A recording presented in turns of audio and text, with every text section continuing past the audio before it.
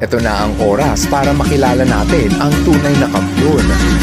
Sino sa limang ito ang kayang tumalo sa Philippine Eagle? Ito ba ang Steller Sea Eagle na pinakamalaki sa kanilang lahat? O ang Harpy Eagle na pinakamalakas? How about White-tailed Eagle na may pinakamahabang pakpak? Paano naman ang Wedge-tailed Eagle na kayang kumain ng kangaroo?